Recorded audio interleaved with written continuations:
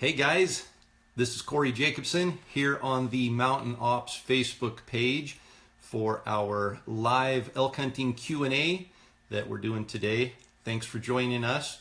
As we've done in the past with these live Q&As, if you have an elk hunting question that you want to ask, just put it in the comment section here. And I've got my good buddy Matt Davis at Mountain Ops who is standing by, and he's going to be filtering these questions. So if your question doesn't make it and get answered here, blame Matt. Now, actually, Matt's a great guy. Appreciate Matt's help here. Just while we're waiting for people to join us here, just want to run through a couple quick things. We've got 2 elk call packages that we're going to be giving away during this Q&A today. And those elk call packages include a custom Bully Bull grunt tube with the custom Sitka Gear subalpine cover on it. So we've got 2 of those to give away, and if you stick with us here, we've got a 3rd bugle tube I'm going to be giving away also. So the way that you can be eligible to win these, the 2 elk call packages we're giving away, just simply put a comment down below with your question, and we'll randomly go through those questions and pick 2 winners. And again, stay tuned for the 3rd one that we're going to be giving away here in just a little bit. Looks like we've got some questions coming through. And just before we jump in, want to thank Mountain Ops for letting me take over their Facebook page and have a platform for this live elk hunting Q&A. And as most of you probably are aware, we are doing a huge elk hunt promotion right now. Through July 12th, you can actually win a $12,000 elk hunt package. And that includes an all expenses paid elk hunt in Montana, archery elk hunt this fall. And I will actually be there to do some calling for you. So the winner's going to get to go to Montana. In addition to the elk hunt, we've got a full system of Sitka gear in the new subalpine pattern. We've got a full archery package, including a prime synergy bow, Black Eagle arrows, G5 striker broadheads, a tight spot quiver, the new crossover stabilizer, which I'm super excited about, and I'll have more information on that a little later. In addition to that, we've got a full optics package from Vortex Optics. So huge promotion. Super excited to be partnered with Mountain Ops. And again, the way you enter that promotion, you have 2 ways. You can sign up for the University of Elk Hunting online course at elk101.com. And if you do that between now and July 12th, you're going to get 75 chances in this promotion. Additionally, since you're watching this live Q&A, you're going to have an opportunity to sign up and save $10. So if you use the code Facebook when you sign up, you'll save $10. Additionally, for every $5 you spend on Mountain Ops product and gear, you're going to get another chance in that. So if you spend $100 at Mountain Ops, you're going to get 20 chances in that promotion. So anyway, we've got a bunch of people on here with us, and let's jump in and talk elk hunting. Thanks for being here, and we've got the first question. Let's see. What more is to come in the sweet gear package for the elk hunt promotion? I can't talk about everything that's going to be given away there. We've got some things that we're going to hold back and hopefully be able to share with you in the coming days. But it is a $12,000 gear package, and if you do the math, there might still be a few things that get added to that. So Matt is going to start filtering me some questions here. And all right, first question. Is most of your elk hunting done on public land or private land? So great question. I am absolutely not a public land snob by any means, but all of my elk hunting is done on public land. A lot of it's on just general type over-the-counter hunts. This hunt in Montana that we're doing with Mountain Ops will be on private land. It's a pretty phenomenal place to hunt. There's a ton of elk there, and in order for us to facilitate the promotion and everything, we had to go that route. But my hunting's done on public land. I was born and raised on public land with it right out my back door, and just we're blessed here in Idaho to have a whole bunch of public land to hunt and some pretty decent elk hunting. So my hunting is done on public land, and private land's important too, and nothing at all wrong with that. Next question. I am fairly new to elk hunting and archery hunting. When I am getting ready to go scouting in northern Colorado, when it comes to scouting out in the field, where do you start? So, great question. Matt, if you are listening to this, if you can put the person's name, just a first name, so I can address them in these questions, that would be awesome, because I don't see who sent that. But great question. Scouting is very important. My scouting starts online. So I do, all of my pre-scouting with Google Earth and other applications that are available. And what I'm looking for there are just areas where I think elk are going to be in September. So as I'm starting online, I'm looking for bedding areas primarily, which are north-facing slopes. You'll see the darker timber, the patches on the north-facing side. That's where the elk are generally going to bed. So I'm looking for bedding areas. I'm looking for feed sources, which a lot of times can be a little bit more difficult to identify. But I'm looking for open ridges, meadows, anything that's going to have some green grass where the elk are going to be able to wander out on and feed. And I'm looking for any water sources I can find. And it can be tricky on Google Earth to find water sources. But I'm looking for some lush green areas. I may be looking for a creek or a stream, a spring, a wallow, something that I'm able to identify. From those three areas, I'm going to mark those on my GPS and kind of triangulate where the elk might be more likely to concentrate. Then when it comes to on-the-ground scouting, like this question from Jacob, I'm going in and just confirming those things. Is it really a good bedding area? Do they have good cover to bed? Is there feed there? Is it really an open hillside? Is it a burn? Maybe there's no feed there. Maybe something changed. I'm just verifying these features that I've identified on Google Earth and looking for three things. Number one, verify those features. Number two, are there elk there? So I'm going to set out a trail camera. I'll get there at daylight. I'll glass some of the open ridges, see if I see elk, and then look for sign of elk, fresh sign. And what I'm looking for this time of year more than the bulls is the cows. If I can find the cows right now, and I'll usually wait until the end of the month, first part of July, before I start getting real serious about in the field scouting. But if I can find cows this time of year into the 1st of July, they're typically going to stay in that same area. That's where they're going to have their calves, or they've had their calves, and they're going to stay there and raise their calves for the next 2 or 3 months. This is where the bulls are going to come in September. So I might find the bulls right now, but they could travel 10 or 12 miles going to find the cows once the rut kicks in. So I'm not as concerned looking for bulls right now. I want to find cows. And then the third thing that I'm looking for are signs of previous year's rut. So I want to see rubs, I want to see wallows, things that might indicate to me the elk have rutted here before, because typically the elk are going to rut in the same areas year after year. And when you get in those areas, you're going to be able to tell there's multiple years worth of rubs in here. It's an area they come back to year after year. So that's really what I'm looking for on the ground. I'm looking for verification of the things I found on Google Earth to make sure that they really are what they look like online. I'm looking for fresh sign of elk, primarily the cows, and then I'm looking for signs of previous rut. So Jacob, great question. Thanks for firing that over. We will grab the next one here. This one comes from Steve. Hello from Wisconsin. Early in the rut, bulls are doing some bugling but are coming in silent. How long after you make a call or bugle do you wait to move on, especially if they are coming in silent? So Steve, great question. Early season, we're talking August 20th through the first week of September, somewhere in there. It can be difficult calling, and elk are much less vocal during that early season phase of the rut. And to get a bull to respond can be more difficult. However, I truly feel that if you get a bull to respond during that time frame, the odds of calling him in or him coming into that call are way higher than any other time during the rut. Typically during this time, the bulls are by themselves. They're kind of staging, waiting for the rut to happen. And when that bull's staging, waiting for the rut, he's moved off from the bachelors. He's moved off from the bachelor herd that he spent the summer with. Testosterone's building, everything's building up for the rut, and he doesn't want company. So if you can get that bull to respond, it's typically going to be to another bugle, and it's typically going to be out of frustration that you're getting too close to him.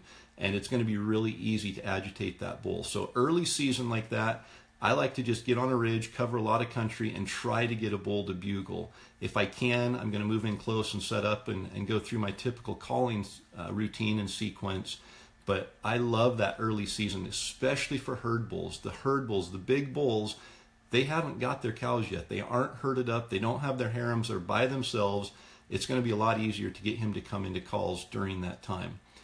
To answer your question directly, though, a lot of times those bulls do come in silent, and they're coming in more out of curiosity, less out of aggression. If you can, trigger that aggression, great. You got a really good chance of calling him in. But most times it's going to be more difficult. So what you're doing is you're setting up, you're making some calls, and it's typically going to be the smaller bulls that are coming in. Those big herd bulls typically aren't going to come in out of curiosity early season to calls. If you're going to call them in early season, it's usually going to be with an aggressive calling tactic and hoping to get a response out of them that you can challenge them and get them in close. So early season like that, I'm covering a lot of country. I'm just trying to get a response. If I get in an area where there's a lot of sign and I know there's elk in there, I might set up and just go through a standard calling sequence of some cow calls, some light bugling, and hope that something maybe comes sneaking in. I'm very impatient though. As any of you who follow me know, patience is not one of my strong suits. So I have a hard time sitting there for more than 10 or 15 minutes. I hear people talk about sitting for 45 minutes and an elk will show up, and that's very possible, but I don't know if I can sit there that long without hearing a bugle. If I know there's elk there, I hear a branch snap or something, it's going to hold my attention a little bit longer, but realistically, 20 minutes, 30 minutes tops, and I'm moving on. So, Steve, great question. All right, got a question from Dave. Hello, Corey.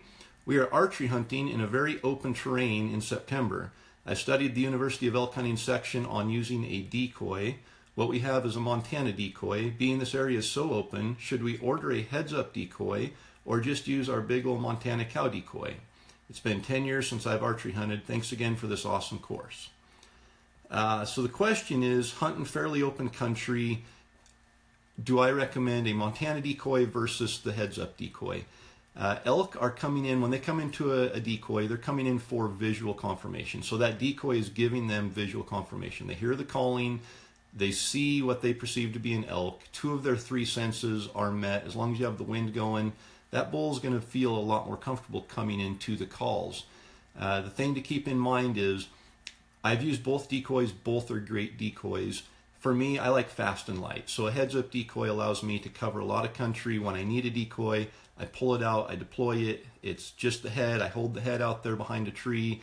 I flash it to the bull, then I drop it down. It gives him that visual confirmation and allows me to kind of run and gun as we're chasing elk. The Montana decoy, the benefit to it is it's a full body decoy. So you're going to be able to get the elk to visualize it better. He's going to be able to see it and say, there's an elk there. The problem with that is a lot of times what I've seen, and it's not a problem with the decoy specifically, it's just when you set a decoy and it's a static decoy and the bull or the elk that's coming in can see the full body of it, they usually don't come all the way in. They're going to stop out there at 100 yards or so and wait for movement, wait for something to happen. So whichever decoy you're going to use, I would strongly suggest keeping it mobile, keeping it fluid and dynamic, and being able to set it down on the ground. So rather than staking it up and just hanging it there and leaving it static the whole time, you want to be able to move it. And we call it flashing the decoy. So we take the decoy, we make sure the elk sees it, and then we lay it down on the ground so he can't see it. And whether we move it behind a bush or behind a tree, but we just want that bull to catch a glimpse of the decoy, to get his curiosity up, to satisfy his need for a visualization, and then come in closer. If you hold it there and he can see it and get an eye on it, he might not come in inside 100 yards. So the heads-up decoy is my preference, just more on the style of hunting I do. Both decoys are very effective, though, if they're used correctly. So in that open terrain, you just want to try to get in some broken timber, some scrub oaks, some juniper, stuff like that. We're able to show the elk the decoy, but then also hide it again so that they have to come in closer to get a clearer look. So, Dave, great question. Thanks for that one, and good luck this fall. Got a question from Samuel, and he says, travel corridors. When e-scouting, I was told to also look for elk travel corridors in addition to the food, bedding, water trifecta. What are some signs of travel corridors? So Samuel, basically that trifecta, the food, the water, and the bedding, if you can triangulate that like on Google Earth or on a GPS, the travel corridors are typically going to align with each of those areas. So the elk are going to be traveling from the bedding area to food and water. And then they're going to move from food and water back to the bedding area. And that travel corridor is basically the path that they take to get to those areas. Now, it's not always going to be just a straight line, but typically elk aren't going to waste a whole bunch of energy going roundabout. And this brings up a really important subject when it comes to elk hunting, and that's thermals. And anytime an elk moves, they are using the thermals to protect them. So consider what an elk does throughout the day. They start out in the mornings, usually in lower elevation, feeding and watering meadow type land, down in fields, whatever it is, it's usually at a lower elevation. And the reason for that is the thermals are coming down during the night. And when the temperatures are cool first thing in the morning, the thermals are coming down. So any danger that's above those elk, they're going to smell it. The thermals are going to bring the scent of danger to them. They're going to be alerted and they're going to be able to escape. They turn and they start leaving their food and water and heading to the bedding areas before the thermals change. So you've got that thermal switch from coming down to moving up just as the sun comes out and warms the ground. So as the ground starts warming up from the sun coming out, the thermals are going to switch. And when that thermal switches, the elk are going to be at their bedding area or really close to it. And they do that on purpose. So they're moving up the mountain. The thermals are still coming down. They're going from their food and water area, using their travel corridor to get to their bedding area.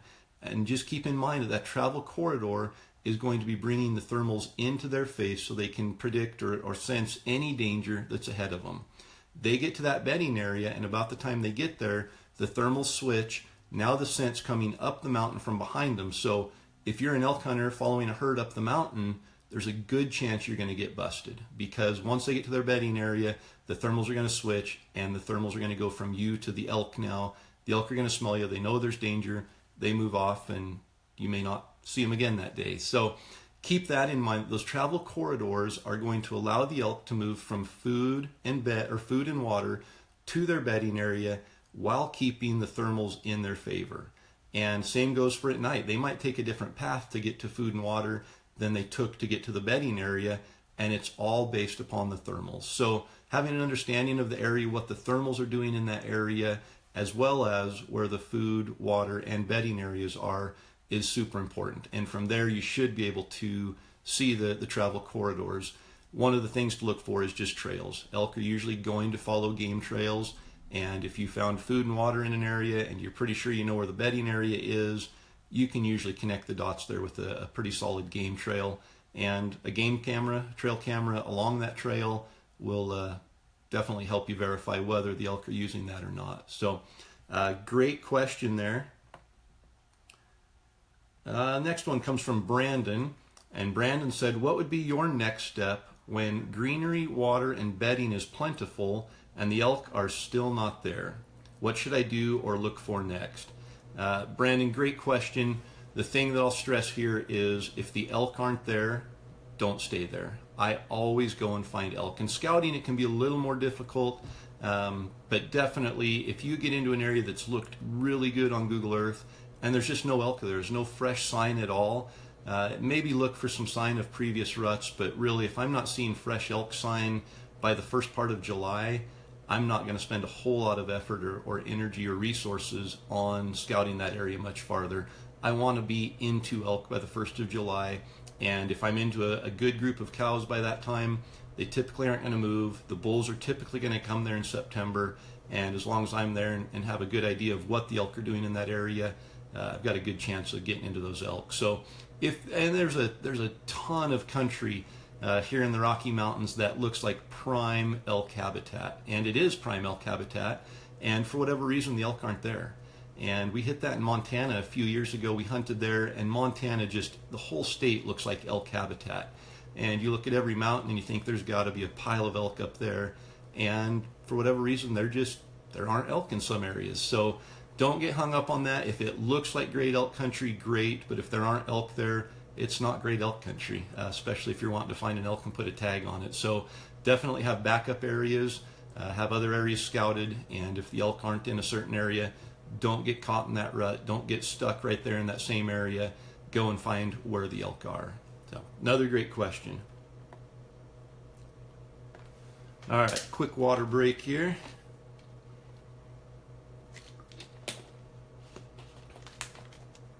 Okay, so before I answer the next question, I want to talk again about this awesome bugle tube cover with the Sitka subalpine pattern on it. These are custom. We only have a handful of them, and we've got just a few left to give away.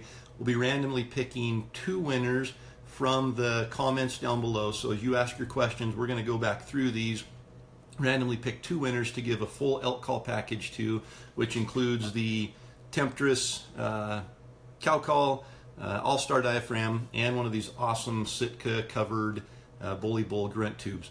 In addition to those 2 packages, I've got one more way that you can win one. If you, after this Q&A, go to the Elk 101 Facebook page, and there's a post on there. It's the official giveaway post, and it's going to ask you for a special code to enter in. And if you type in the special code, everyone who types that in, I'll randomly go through and pick one more winner there to send one of these awesome bugle tubes to.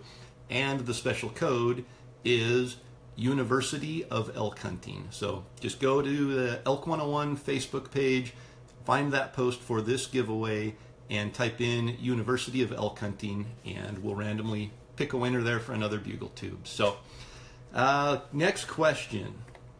This one comes from Obi.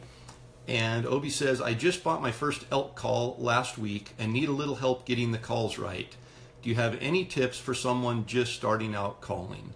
And that is a great question. In fact, calling is one of those things that so many elk hunters feel either they aren't good enough to call in elk or it's too difficult to call in elk. And I'll just tell you right now, without elk calling, I would not have near as much fun elk hunting. So elk calling for me is the thrill of elk hunting, and it can be overwhelming. And for someone to pick up a diaphragm call and put in their mouth the first time, it's really hard to make sounds. So a couple things that I'll stress, and I'll mention here, this is a shameless plug for the University of Elk Hunting online course, but remember, you get 75 chances in the elk hunt promotion if you sign up.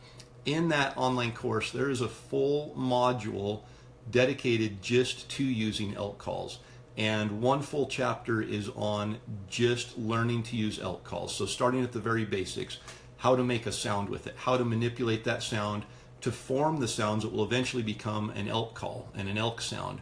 And then I go into each of the different sounds, the cow call, the bugles, the different sounds they make, and demonstrate, not only demonstrate, but actually go through the mechanics of those calls. But in a nutshell, I'll just demonstrate here. I've got a diaphragm, and a cow call is just, it's really simple and soft. You don't want to overcomplicate it, and it's starting at a high note and it's just dropping down to a low note. And what you want to keep in mind is, a lot of times when somebody's new to calling, they're using their lungs, they're using air pressure to get that high note. And what happens then is you're blowing all this air and exerting all this air to get the high note, and you don't have a lot of control. So what I like to stress is use your tongue and push your tongue up against that latex to increase the pitch, to get that higher pitch. And then drop your tongue to get the lower pitch. So it takes very, very little air pressure, more tongue pressure, and then you get the full control. The air pressure really comes in when you're bugling, and it really helps just hold that high pitch. So for a cow call, you just put the diaphragm in and put a little bit of tongue pressure up against it, make that sound, and then drop the tongue pressure off.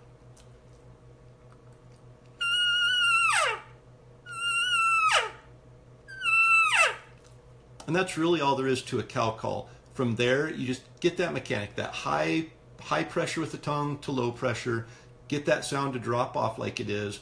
And then I like to just tell people, use form the letters E, O, as you're doing that with the diaphragm.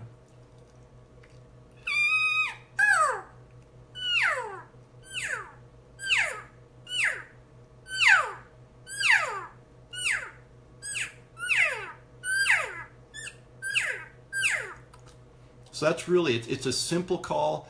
A lot of times, though, like I said, when you first get a call, you put it in and you want a cow call, and so you blow really hard to get that higher note, and air's coming all around that call, and you just can't do it. So it's important to seal the air off so that all the air is being channeled right down between your tongue and that latex, and then use your tongue pressure to get that higher pitch, drop it off, say the letters E-O, and just keep it simple.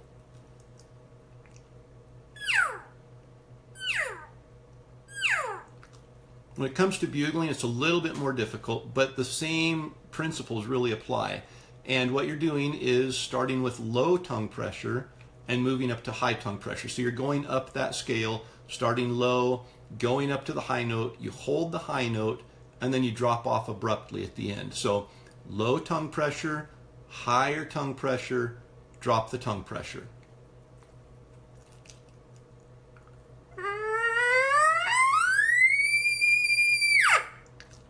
And that's really the mechanics of that call. Just going up, gradually increasing the tongue pressure till you hit that high note. When I get to that high note, that's when I start pushing with my lungs, pushing some air up there, and that helps stabilize that high note and hold it there. It also gives it more volume. Then as I'm ready to drop off the high note, I drop the air pressure, I drop the tongue pressure, and just let that call come down.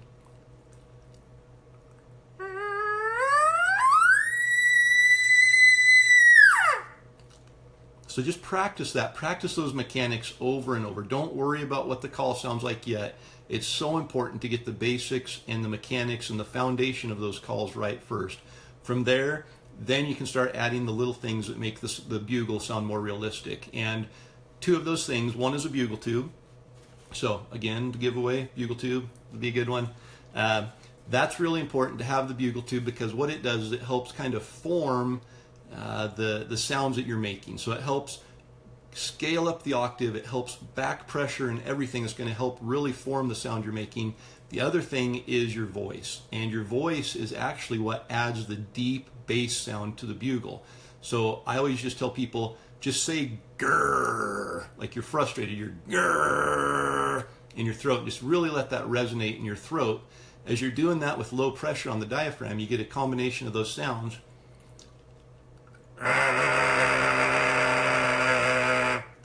And that's what causes that real deep growly sound at the beginning and the end of the bugle. So light tongue pressure at the beginning, up to tighter tongue pressure with more air pressure, drop it down, and right when you start you growl, right when you end you growl. So it goes like this.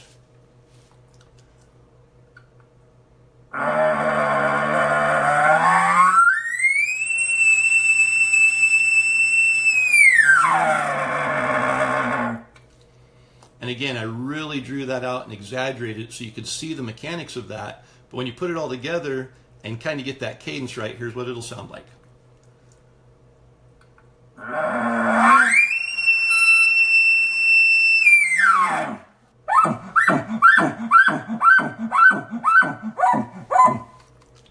So, great question. Calls are definitely, they're tough. They're hard to learn and they can be overwhelming. But I promise, if you just just spend some time just on those fundamentals, just work on the cow sound, just the basic cow sound, work on the basic cadence of the bugle, and as you do that, you're going to have all the skills as a caller that you need to call in elk. Don't overcomplicate it. Don't make it too overwhelming for yourself. Just start with the basics, practice those over and over. And again, if you do sign up for the University of Elk Hunting online course at elk101.com, a full module dedicated just to using elk calls with a full chapter on the basics of calling elk. So great resource there if you're needing a little bit of extra help to dial in your calling. All right, next question. Bobby asked the question, what is the most common mistake you see new elk hunters making? And Bobby, that's an easy one to answer. It's the most common mistake I still make, and the most common mistake I see all elk hunters making, and it's not paying enough attention to the wind. Thermals and the wind are everything in elk hunting, and you will never fool an elk's nose. So the second you let your guard down and forget about what the wind's doing, the elk has the upper hand every time. And so I can't stress enough the importance of thermals and the wind, understanding them, understanding when they change, why they change, understanding that you might be walking down a ridge and on one side is a south-facing exposure that's getting all the sunlight first thing in the morning, and the thermals are coming up that face, and you drop 10 feet over the back side of that face, and it's 15 degrees cooler, and the thermals are still going down and will continue going down for another hour there. So as you're approaching an elk, you've got the thermals going up, you're trying to get around above it, you get above it, it's on the north face, and you step over, and all of a sudden the thermals are going down, and not paying attention to that, not recognizing that, not checking the wind, all of those things are a disaster and a recipe for failure. So that's an easy one. I can't stress enough, pay attention to the wind. I carry just a little puffer bottle that I can squeeze, and I have it in my hand continuously, and I live by that little bottle of wind detector. So Bobby, great question, and one that whether you're a new elk hunter or an advanced and experienced elk hunter, the wind is always a good reminder that, you know, that's the most important thing, and it's probably the number one thing that causes elk hunts to unravel and ultimately fail. All right, Josh says, hey Corey, during your ground scouting, are you worried about blowing elk out of the area? Especially with game cams, how often do you typically check your cameras when you have them in an active elk area?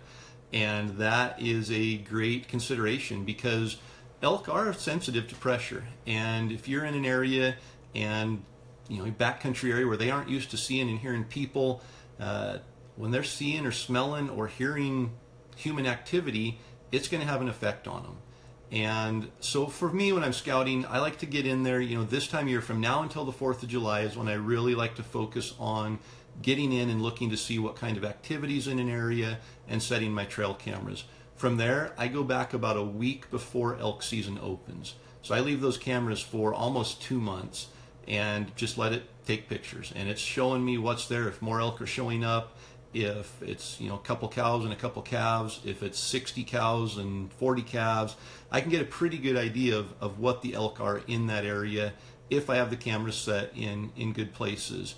And what I really want to do, though, is minimize my impact in those areas, because they will get pressured. During the summer, I think you can probably get away with a little bit more pressure. Once they get into the fall, though, and a couple hunters get in there and they're bugling and leaving scent, elk are definitely susceptible to pressure and sensitive to pressure. So I guess, how worried am I about blowing elk out? I'm definitely worried. I'm always worried about spooking elk. So if I can get in there and stay back first thing in the morning and glass where the elk are, where they're going to, and then once they leave, go into that feeding area and put up trail cameras there, that's great. I very rarely will go into a bedding area to put up trail cameras. There's really no need to, and the bedding area for me is kind of the, sorry about that, I had a little glitch there. The bedding areas are the golden ticket for me during elk season. So I'm gonna, you know, I'll go in there during elk season, but in scouting, I'm gonna focus more on food and water sources, putting cameras there, seeing what kind of signs there, knowing that the elk are gonna be bedding somewhere nearby. And during elk season, there's a good chance you're gonna blow elk out of a bedding area if you go in there, but there's an even better chance you're gonna kill an elk if you're hunting them in the bedding area. So great question, and good luck with your scouting this summer, Josh. Kevin asks a question, do you find the elk travel in patterns or routines based on any kind of 4 to 7 day pattern? And Kevin, that's a great question. I've definitely seen travel patterns and habits in elk in certain areas. Other areas, they'll do the exact same thing every single day. Sometimes, you know, you get in some of the areas where they're able to, and they'll do it every day all year, the same pattern. So it really depends on the area. You get in an area in Montana or Idaho or Wyoming, some of the other states that are starting to see problems with wolves now, and the wolves will definitely keep elk much more mobile. So here in Idaho, we see it for sure. I wouldn't say that there's a routine that happens every 4 to 7 days, but elk are definitely moving on a circuit, and it's due to the predators keeping them moving. If they stay in one area, the predators will come in and they'll just stay there and kill them until they're all gone. So the elk have to keep moving. And when they do that, you know, they don't just keep moving always in a straight line. They're coming back to the same areas, and they kind of have their escape routes and their safety corridors, and they move through that. And so I have definitely seen it here in Idaho. Not so much in Wyoming. I haven't seen as much of an effect there. Montana, definitely. Idaho and Montana, I feel the elk have adapted to wolves and changed the most in their habits in the last 10 years in those two states, and have definitely noticed that they will be in one pocket one day, and the next day it's silent there. And you might find them 6 miles away in another drainage, and 3 or 4 days later they might be back in that first pocket, or it might be a week later. And I think it really depends on the area, but that's where I've really noticed the most inconsistency in elk habits, is when they're pressured. So Kevin, great question. got a question from Darren. Darren says, so I've had bulls and cows coming into licks and wallows, but right around the start of September. They just disappear and will be gone the whole season. How does a person find where they are all going? So, great question. If you have cows and bulls coming into licks, and I'll speak from past experience, my dad was an outfitter in Oregon where it's legal to bait deer and elk. And back then you could place salt or minerals on the ground and put a tree stand over it. And it was very predictable that the elk, especially the cows and the calves and the younger bulls, would come into those salt licks very regularly. And it typically started tapering off, like you said, the first part of the rut. So you get into the 10th or the 12th of September, and their activity on those salt licks definitely decreased. And I think what that's from is just the bulls are focused on establishing their harems, so they might be breaking part of the herd up. One bull might come in and steal part of the herd, and their focus is on maintaining control of that harem and not letting them get too close to other herds because another bull might come in and steal them. So I think you see a lot, you start seeing a separation from their summer habits and their summer patterns as a herd for some of those things, like going to salt. Water sources can change from summer to fall. Wallows, I don't see much activity at all in the summer. It's usually a bull only using a wallow, and he usually starts using that when he starts rutting. So the first part of September, wallows can be slow, but they pick up once the rut really kicks in. Water sources, though, if there's a solid water source, I usually see elk are pretty consistent through the summer and into the fall for that. Another thing to keep in mind is a lot of times I've noticed the bulls will come into an area, they'll round up the cows, and maybe you'll have, say, 50 cows in this area all summer long. And then you get 5 bulls that come in there, and they divide that herd up into 5 different harems, and they'll sometimes push those harems, or they'll go 5 to 8 miles away into a little pocket where it's secluded and rut there. Then the big bulls will disappear, the cows will start coming back down, they'll form back up into a herd and get back into a normal activity. So the rut really can disrupt normal elk activity for a couple weeks there, especially when those big herd bulls are establishing their harems and doing the breeding. So I've had good luck with just using trail cameras to find elk during the summer and more general habits and patterns of the elk. And then once I get in there in the fall, it might take a little bit of investigative work, but they're usually going to be pretty close by and usually be able to scout them with a bugle tube at that point. All right, next question comes from Michael. And Michael says, can you cow call too much while walking around in search of elk?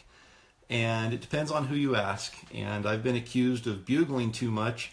I've not been accused of cow calling too much yet. But absolutely, it's like with anything. If elk are pressured, there's a lot of hunting activity, and there's a lot of people walking around with a hoochie mama and just making that, their presence known. The elk know there's human activity in there. They start hearing a lot of elk sounds.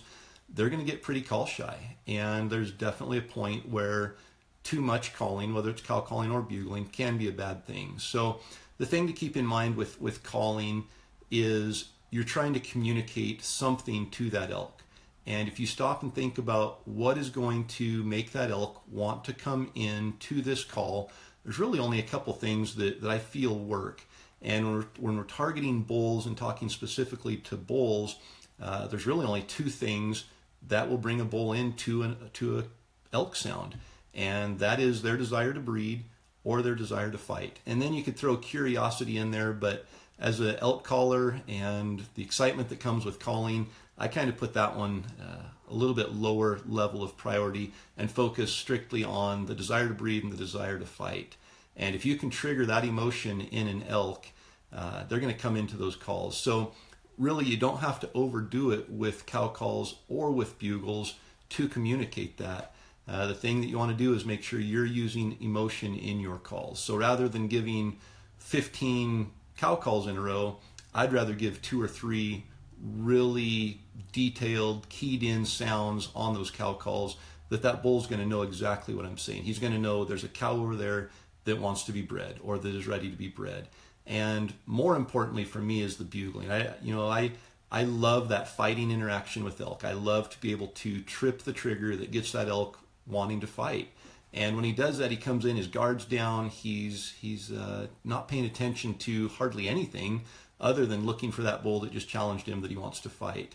And when you can do that, it makes it so much easier to get the bull into a shooting lane and have him not be quite as wary coming in. When they're coming in looking for cows, or especially when they're coming in cautious just out of curiosity, they're going to be paying attention to their senses a lot more. So going back to your question, yes, I think there is a possibility of cow calling too much. I would focus more on just trying to communicate what you want to communicate to the elk. And I think that can be done without overdoing it on the calls. And my problem with calling too much is not necessarily in the calling sequence when I'm calling in the elk, but locating the elk. And I'll get on a ridge, and every time I come to a vantage point where I think an elk might not have heard my last bugle, I'm going to bugle again. And I've had other hunters that come back to the truck and leave notes and tell me I bugle way too much, and I won't disagree with them. But I have a lot of fun, and we call in a lot of elk. So great question on that, Michael. Guys, let's go ahead and wrap it up. We're going to save this video on the Mountain Ops page, and it'll be posted there. So if anyone missed it or wants to go back and recap it, feel free to do that. And then again, I just want to recap the elk hunting promotion that elk101.com is doing with Mountain Ops. And that's the $12,000 elk hunt promotion. The winner of that will be drawn shortly after July 12th and will receive an all-expense paid elk hunt, archery elk hunt in Montana. There will be a couple of the guys from Mountain Ops in addition to myself on that hunt, and I'll be doing some calling for the winner. In addition to the hunt, there's a whole gear package. We've announced the full Sitka gear system in the subalpine pattern, the optics package from Vortex Optics. It includes the Ranger 1500 rangefinder and a pair of 10x42 binoculars, and the archery package, which includes the Prime Synergy bow, Black Eagle arrows, crossover stabilizer, tight spot quiver, and G5 striker broadheads. And there might be a few more announcements coming in relation to the promotion. So 2 ways to sign up. If you go to mountainops.com, anything you buy there, any Mountain Ops products that you buy, you're going to get 1 chance in the promotion for every $5 you spend.